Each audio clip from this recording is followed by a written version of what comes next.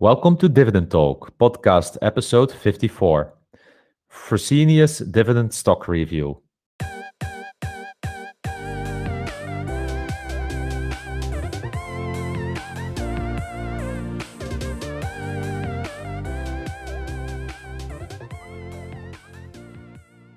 Hey guys, welcome back to another episode of Dividend Talk. I'm your co-host European DGI, and today I'm joined with Phil Sackler. Phil Sackler, as you know, is our regular guest on the show, specifically when we are on holiday, and EMF is having a great holiday. If you don't know this podcast yet, this is a podcast where we discuss our passion for dividend growth investing with our own unique European flavor. If you're new to this channel, please hit the like button and subscribe to us, and check out our previous episodes on YouTube and Spotify. See you on the inside.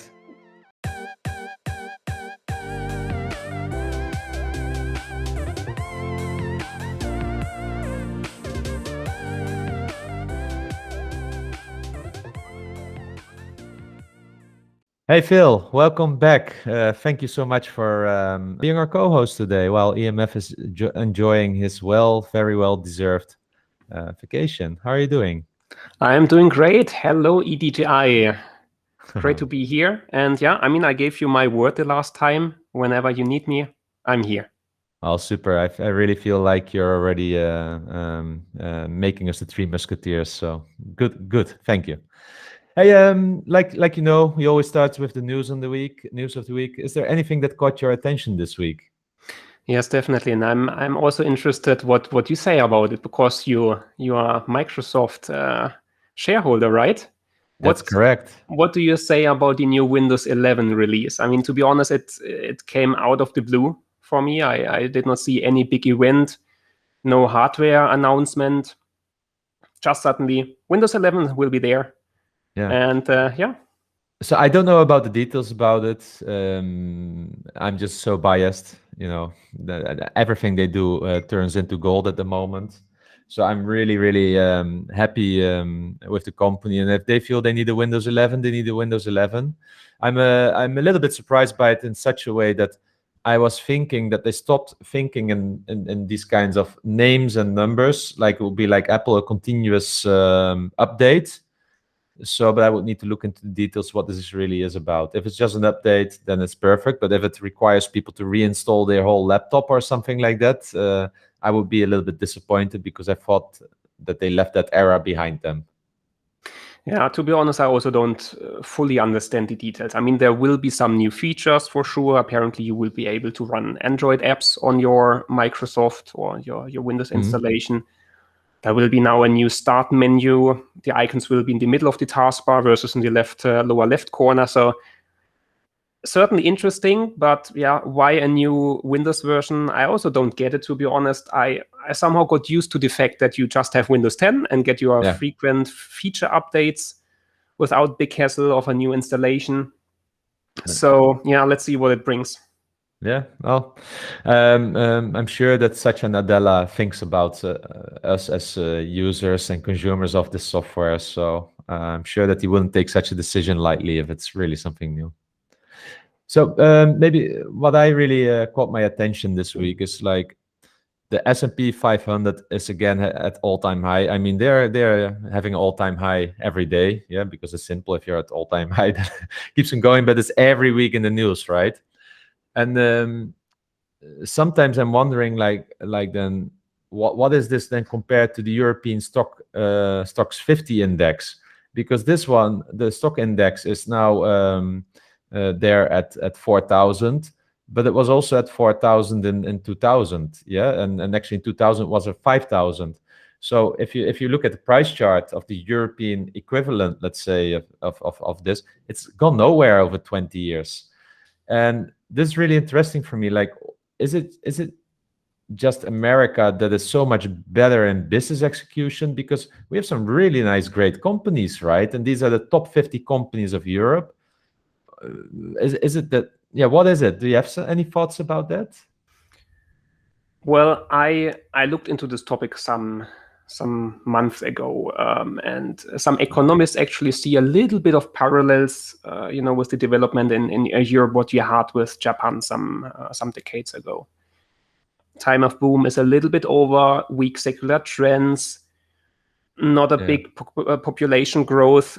So it could be really that some fundamental economic parameters are not speaking for Europe as a continent. But indeed, I mean, there will be still be good companies in Europe. I mean, that's I think two different topics, right? Yeah. So if you look at the composition of this index, you've got the Unilevers there, right? They get most of their revenue from international. So maybe there is also something when you look from a European point of view, that they are more impacted by regulations, dividend policies. When you look at the banks and such, that puts the market cap lower and such. So I find it just really interesting that if you look at the S&P 500, it's really an exponential price chart, and when you look at the Euro Stoxx 50 is more like crocodile teeth. Yeah. So I find it really interesting, and it just shows again how much different it is to invest as a European person. Of course, we're not necessarily investing in European stocks, but it also shows why many people are probably having a preference for US stocks, because at least you see also price appreciation there, probably more a little bit than in Europe. Yeah, no, that's true. I mean, to be honest, thinking about it now, do you know if they are kind of sector stocks? Well, we have, of course, certain sectors really strongly in Europe, right? And I also think that if you look at some of those top companies, those are not number one in their industries, or not number one anymore. Just think about SAP or so, if you compare that with the ServiceNow of this world, the Workdays of this world. Of course, SAP is a huge company, but they are not having the hyper growth anymore. This is also with Salesforce at the moment. So I think these are probably the differences, that the other companies are better at global execution or something like that. Yeah, good point. Just says, I think, stay globally diversified, right? Yeah, exactly. I think that's also one of those things that we need to just keep paying attention to. But this maybe leads us also nicely into the main topic of today, because today we're going to do a stock review of Fresenius, and it's I think a great example of a German company which has seen quite some growth, right, over the years. And I also know that you know this company pretty well, so it's really nice to have you also regarding this company on the show today, because I really would love to hear also more of the about the company and such, and also to share with the community like what it is about, and for them to make up an opinion whether they would want to be invested in it. So could you explain a little bit more about Fresenius, a little bit what it is, how it operates? I think we can summarize Fresenius a little bit as a hidden gem, and it sounds maybe a little bit strange that a lot of people do not know this company, because in the end, it's a company with more than 300,000 employees. I mean, it's not a small company. That's huge. Yeah. Exactly, and also very well diversified in its structure. So, if we look a little bit at the company structure and the business, there are actually multiple entities of Fresenius. We have Fresenius SE as holding company. That's the biggest company. And then we have up to 4 business entities. The one is Fresenius Medical Care, focusing on dialysis machines and equipment and service products around that. And they are also, by the way, publicly traded. So you will see actually a second Fresenius Medical Care at these stock exchanges. And next to Fresenius Medical Care, we also have Fresenius Kabi, Helios, and Vamed. And it's a very nice lineup, in my opinion. And maybe at this point, also a short disclaimer. I own Fresenius SE. And just to be transparent with everybody. Yeah, no, super. Look, it's actually really good. So you know what you're talking about, right? From that point of view. But it's also good in case people are thinking that they hear some bias. But what I said, if you think about Fresenius, and what I like about it is that it has a really nice dividend history. One of those companies in Europe with a good dividend history. And is this also one of the reasons why you're invested in them? And what do you like about it from that point of view? The dividend history was certainly one reason, exactly. Second point was that there are not that many pharma companies or healthcare related companies in Germany. So I wanted to have some exposure locally in this business. And when I started to look into them, and they had a nice diversification between the different business units, it somehow made a good picture. Yeah. Okay. Hey, and how do people in the street, let's say, to think about Mr. Lynch? How should people in the street know this company? Because you meant 300,000 employees and such. So as Europeans, what can we know it from? Well, if you have some kidney disease, most likely you will know Fresenius from the dialysis business. I mean, they are, in that perspective, the biggest company worldwide for this kind of medical equipment. In Germany, you might know the Helios hospitals. They are big, or maybe even the biggest privately owned hospital chain in Germany. But they also expanded a lot worldwide. They have acquired a couple of hospitals in Spain, in Colombia, and to be honest, I don't know where they are not. They bought a lot over the years. So from that perspective, I think you might know Helios from the hospital business. Yeah. Super. And if you then look a little bit at how you say it, at the numbers and such in the balance sheets, I think they have a quite I see it, a specific balance sheet, so to say. And what are the things that catch your attention in their balance sheet, and why is it like that? Yeah, there are multiple aspects, of course. Since the main business, or the main holding, Fresenius SE, is a holding company, you will see, of course, a lot of numbers for its individual parts. So you always need to be careful which number is this now. Is this related to one entity only, or to the main holding? Also, for example, Fresenius SE is reporting 100% of the Fresenius medical care business in their papers, but they only have 32% of the shares. Yeah. So from that perspective, you always need to be careful which number do they bring in the papers. Is it now the full revenue number or not? Yeah, and it's good that you mentioned that, because there are some awkward things in there. For instance, what we noticed is that the goodwill is really huge. And do you know where it comes from, this goodwill? Yeah, if we jump to goodwill, it's definitely because of the massive acquisitions they had over the past. So if you look, for example, at Fresenius Helios, so the hospital chain, they bought multiple hospital chains, not only in Germany, but also in Spain, in South America. And I think it's a little bit in the nature of business. If you want to buy a hospital, that you pay a premium to that. So you add up a lot of goodwill over time. But in the end, I think it's not a big risk necessarily, especially if you think that you cannot just build a second hospital next to a well-established one somewhere. So I'm not sure if this added goodwill is a big concern from a balance sheet perspective.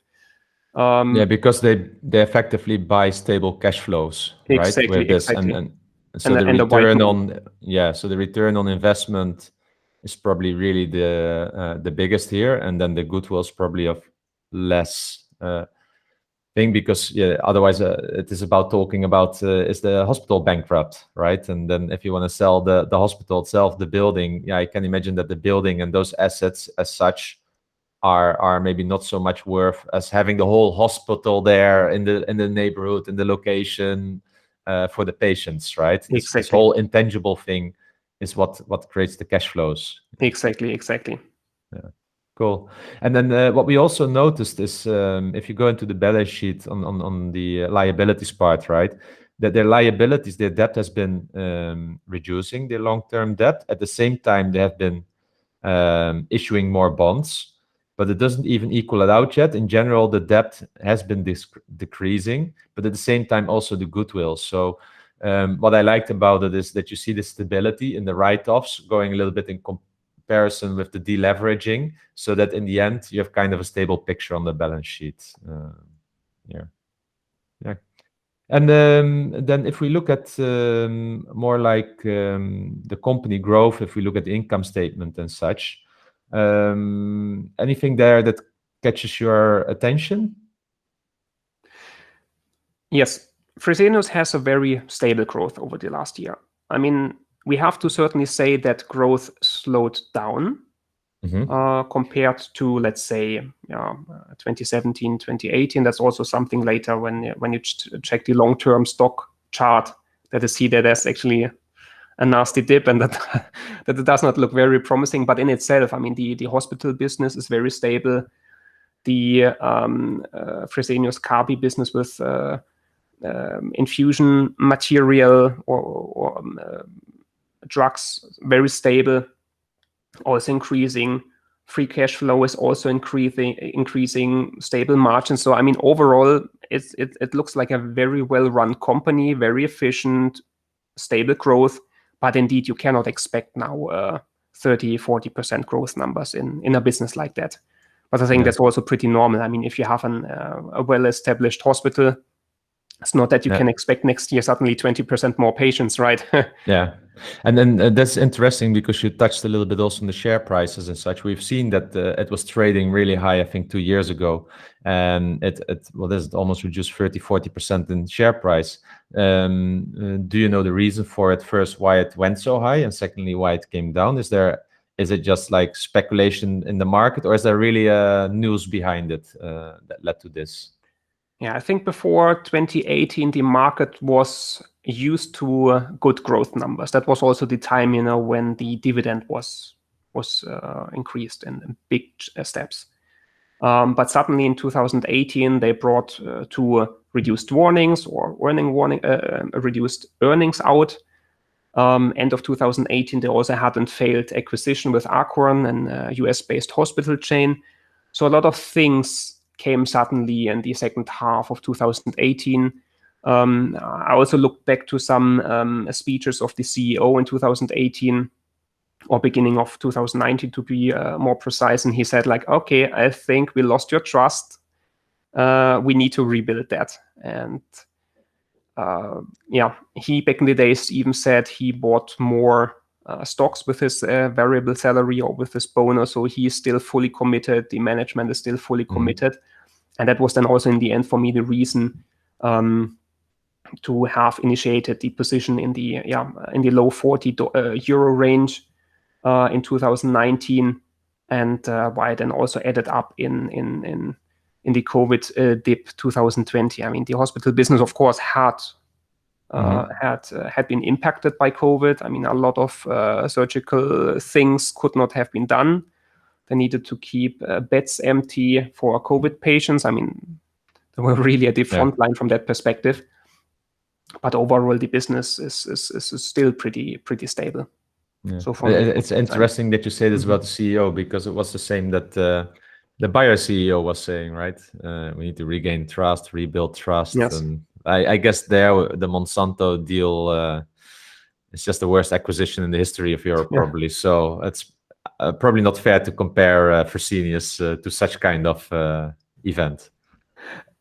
Yes and no. I mean, I was reading a little bit more about the details, what happened with Acorn. So indeed, they wanted to acquire the hospital chain, right? But suddenly they found out that some things in the books did not add up, that Acorn did some shady things with the FDA. So Fresenius in the end said, oh no, we do not want to buy you anymore. And they got sued by Acorn. Yeah. And in the end, it turned out pretty positively for Fresenius, I have to say. And US-based court said, okay, the acquisition is now off the table. You do not need to buy them anymore. And then looking through the details, I mean, I'm no law expert. They talk about an MAC clause. I have no idea what the details are about, but I was wondering, like, okay, maybe Bayer should have hired the lawyers from Fresenius to somehow play the same game. Hey, in the end, these are management decisions, and Fresenius seems to be capable to have these kinds of, backstops in their strategy. Yes. So I think that's a compliment in itself. And if you make a mistake, at least they have been able to avoid really big pains out of it, which Bayer Exactly. certainly wasn't able to do. So it shows the difference in competence, I would say. If we also then, look at some growth factors, I believe that Helios is still looking at more acquisitions and such for specialized hospitals with fertility treatments. And then Kabi is also really looking at a second biosimilar. And biosimilars are really interesting because I think they are so hard to produce and they're so often so overrated, because sometimes I have a feeling that the regular investors think like, oh, biosimilar will take off the revenue of the of the main drug in the market, but then at the same time they in their mind they look at it as generics, right? Like if it would be producing a paracetamol or something like that. And so I'm really curious about what will happen here around Kabi with this and how easily it will go and be. Yeah, I'm also very excited about that. And if you listen to the CEO speeches, it's also for them very exciting new business. It's Yeah. really a new field for them. And Yeah. I'm actually not sure if you know that. Do you know what the first biosimilar is from Fresenius? No, I don't know. Yeah, it is actually for Humira from AbbVie. Ah, that's really, really interesting. So, with that, if you have also AbbVie, you have the one that's Exactly. eating AbbVie's lunch. You're the on the receiver end there. Exactly. But So that's also sometimes nice to look at it like that, right? From an investing point of view. If you, for instance, what if you were afraid that Apple would take over Microsoft's position in the past? Buy both. Yeah, if the Microsoft would be the more stable at the time, and then take the grower, and you know that you have one of the winners, right? exactly. Yeah. Ah, cool. So if you then now look, we have discussed a little bit the company, the business behind it, that it's like I guess a European blue chip. The high growth period is over. It's more in the slow growth phase now from that point of view. We've looked at the balance sheet, the income statement, and such that statements. Balance sheet is a little bit like pay attention to the goodwill and the debt, but the debt figures overall don't look bad. They look actually quite okay, also related to the whole balance sheet. So then the question is, what about the dividend quality and the dividend stability? Can we trust this management on the dividends? Yeah. So is there, for instance, a clear dividend policy, or is the typical European dividend policy? What They are your actually, thoughts there? yeah, they actually say a little bit more what they want to do. They have a dividend policy, and I trust the management to that. So looking at the dividend history, 28 years of increasing in dividends. I think it's one of the rare dividend aristocrats in Germany. I think it's only 8 to maximum 10 companies that have this track record in Germany, and Fresenius is one out of them. But still, the payout is actually very conservative. I think their target corridor, let me look it up, I think between 25 and 30%. I mean, it's really very conservative. Yeah. And the growth of the dividend is very often mapped to the growth of the earnings. So with that, we already get a little bit of an estimate, which dividend increase can we expect. Yeah. And that's certainly something that also slowed down a tiny little bit in the last couple of years, because the earnings did not grow that fast anymore. But still, I mean, But do you expect this as a company, that if they will have 2-3 bad years after a row, that they will also cut the dividend in line with the earnings decline or something like that? I don't hope so. Of course, you should never hope in that perspective. But I think the management is very, very much committed to that. When I looked again at the speech of the CEO 2018, or 2019, reporting back to 2018, where they had big concerns of the revised earnings and earnings warnings, they still said they want to keep it up. Yeah. Okay. Hey, and the Fresenius SE, the holding company, currently trades around 2% yield, because they have a dividend of 88 cents on a share price around slightly below 45 euro. what is also interesting maybe is a little bit to look at medical care, right? The Fresenius medical care, this subsidiary, because that one has been paying a dividend actually since 1997, and has been growing their dividend also quite a lot. So I think in 1997 they issued the first dividend around 20 cents, and now it's around 136. So it's a 10 bagger almost from that point of view. They had a bit of a growth slowdown in 2012, 13, 14, 15. I think that was like the rest of Europe. But they also have at the moment 1.9 dividend yield, so not so much away from the parent, and a 33% payout ratio, and it trades for a multiple around 18. So I guess it's fair to say that you could go for Fresenius SE, and with that you also earn Fresenius medical care, but maybe the growth or something like that, or the, let's say, the risk reward could be more interesting for few people also to look into medical care more. So you get maybe a more one-trick pony from that point of view, but also probably with a higher potential reward behind it because of less diversification.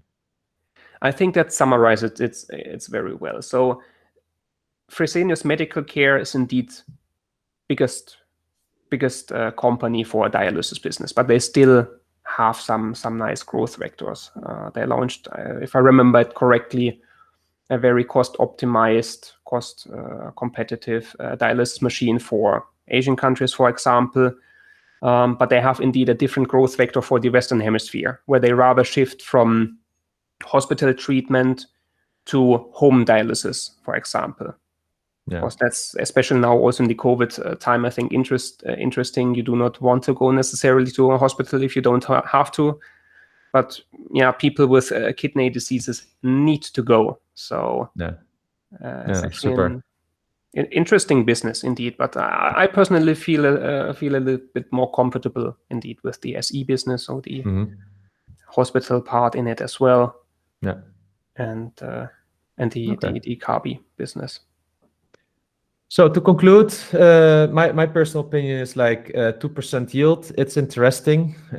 I see the dividend is safe, also due to the low payout ratio. I think they are pretty well managed from a financial point of view. There are some highlights to be alert on.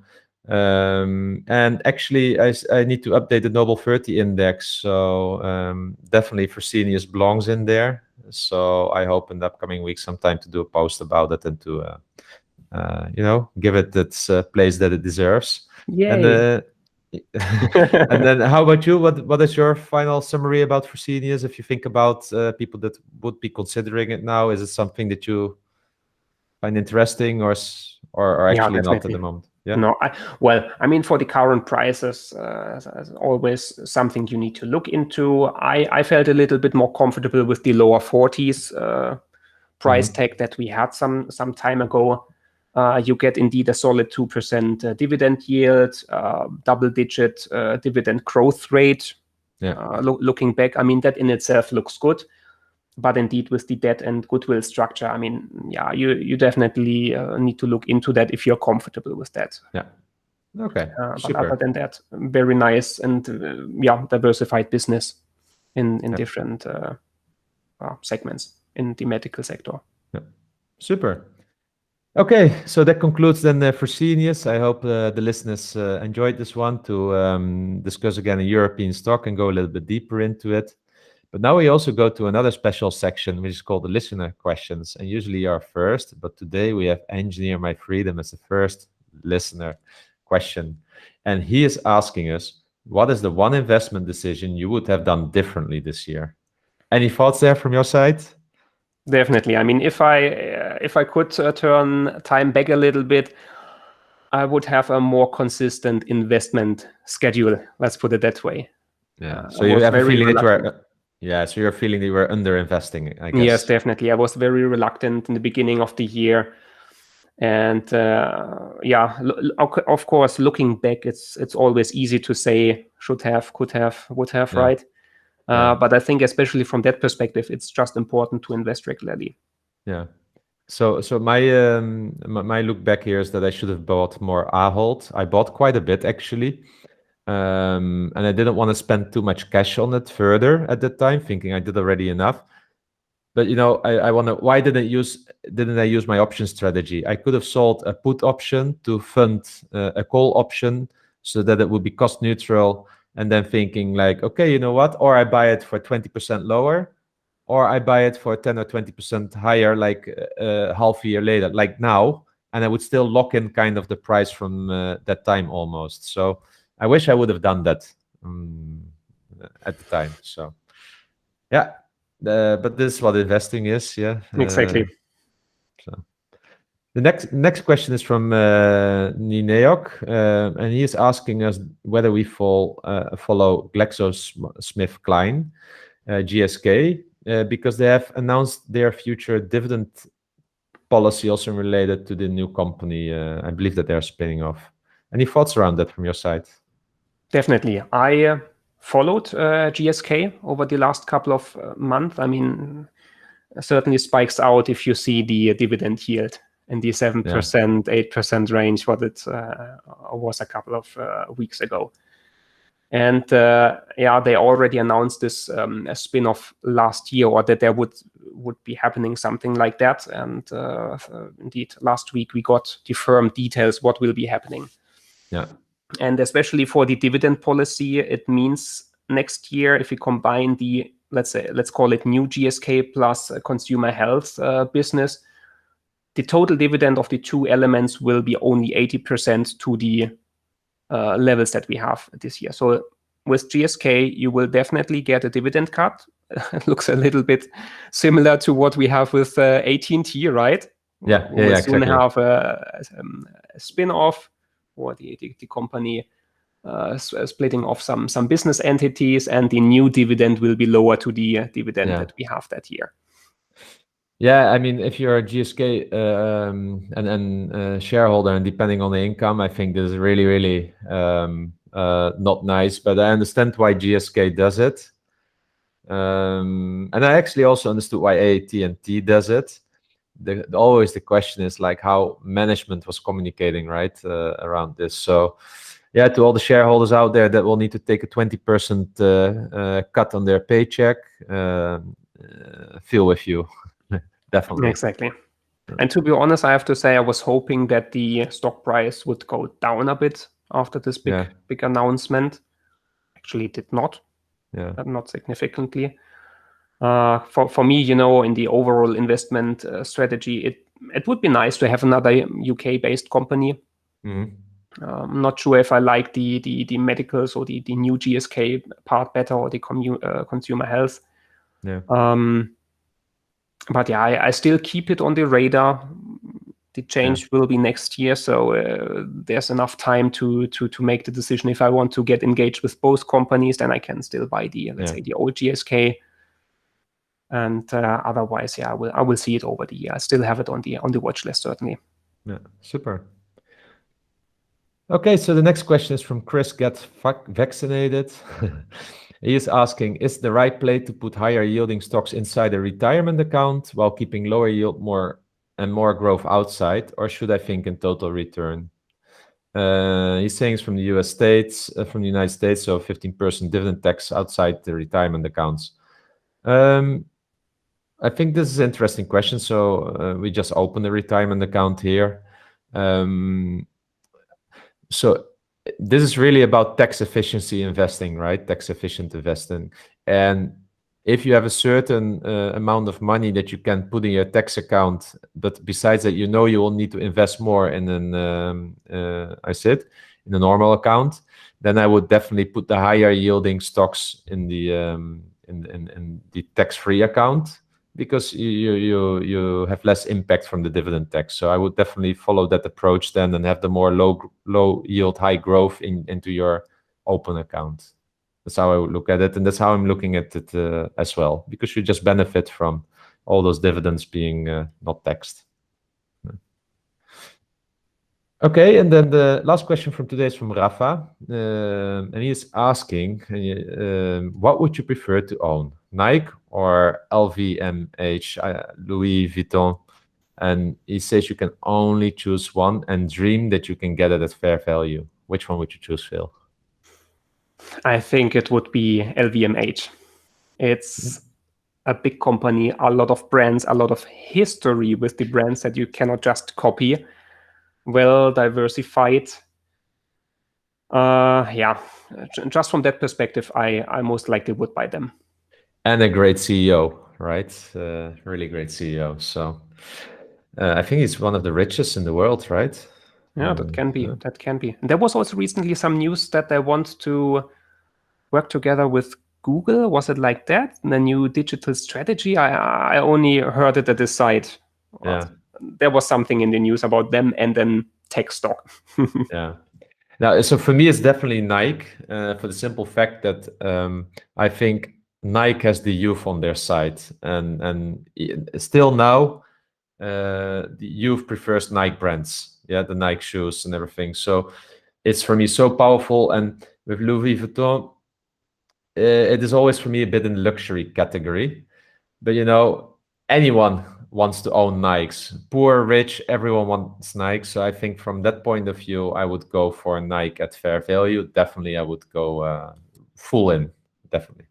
Okay, thank you all for all the listeners' questions. Really nice ones again, and always happy to answer them. So thank you for that. And let's move then quickly to the last section of today, and it's a stock pick. So we spoke already about Fresenius. I will go to a total different company now in the financial sector, and it's BlackRock. BlackRock triggered my attention this week when I saw a really nice chart that showed like how much of the ETFs BlackRock owns that are being bought by I know pension funds and all the buyers. It's just simply insane how much market share they have, and it's not just Europe, it's also in the States where they have a market share of 36%. So they are much bigger than Vanguard, as an example, or Fidelity. If you're talking about a market leader, BlackRock is a market leader in this industry.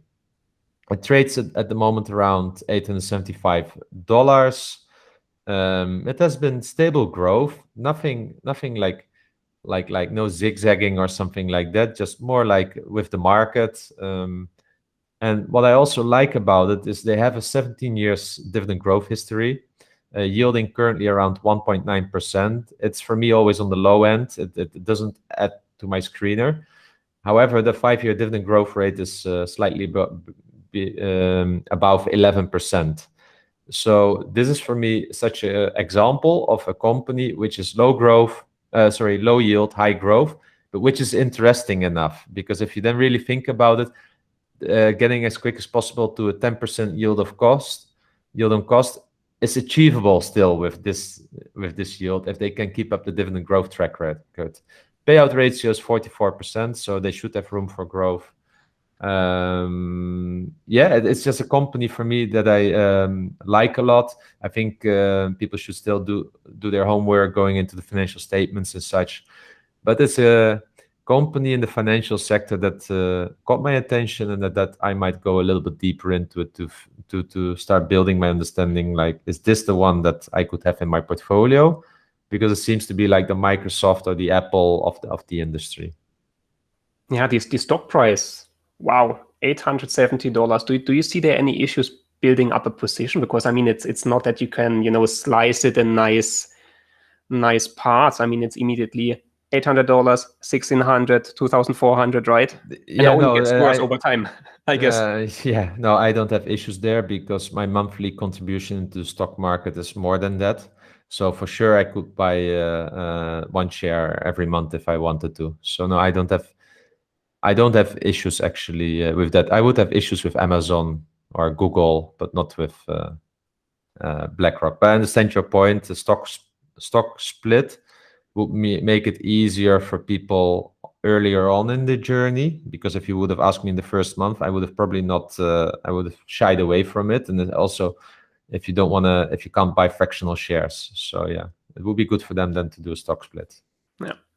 And did you actually hear any conspiracy theories about BlackRock? I mean, they have a big big power, right? If it comes to Yeah, voting effectively, rights they just and own the capital exactly. markets. Yeah, yeah, yeah. I haven't heard. I mean, do you want to be in the half glass bottom of the water, right? Of the glass of water on the top. I just know that when I read, because that's the interesting. I've been reading the shareholder letters and the shareholder comments. I have a feeling that this guy is really having the right integrity. Yeah, it's easy to say when you own the world. Yeah, but yeah, benefit of the doubt. It is they have a lot of influence in boards and everything, which is interesting. Maybe it's more even interesting to become an employee there and get all these board seats, and that would be probably more interesting from career point of view. Then, but yeah, do you have any special thoughts about that, or? I don't know. To be honest, maybe something that we will never know what's happening behind Yeah, the curtain, right? yeah, But certainly, it's interesting to think about it. What happens behind this the curtain? yeah, If they can really use all the votes to their advantage that they get basically from ETF investments, right? I mean, yeah. Yeah, well, what is interesting that if BlackRock is a real wants to be a dividend aristocrat, then they will need growing dividends. So they will need growing dividends, maybe also a little bit from the companies. Maybe they can put some fees below it so that it doesn't go all to their clients, but they also earn something. Who knows? Maybe it can work in our advantage.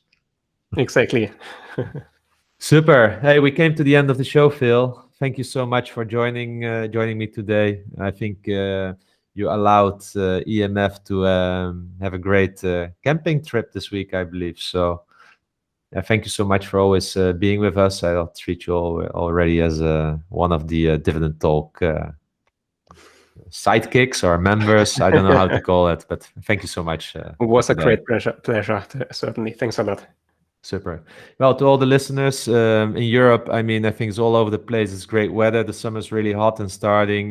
Get a refreshment, go to the swimming pool wherever you are, but please take your earphones with you so that you can listen to the next Dividend Talk again. Yes, and So, don't forget sunscreen. exactly. Especially Don't forget to the people sunscreen. in Ireland over there. If you suddenly have a nice week, don't forget your sunscreen, please. Yeah, we should put the UPS shipping Exactly. quickly to EMF with some sunscreen factor 50 or so. Yeah. Good call out.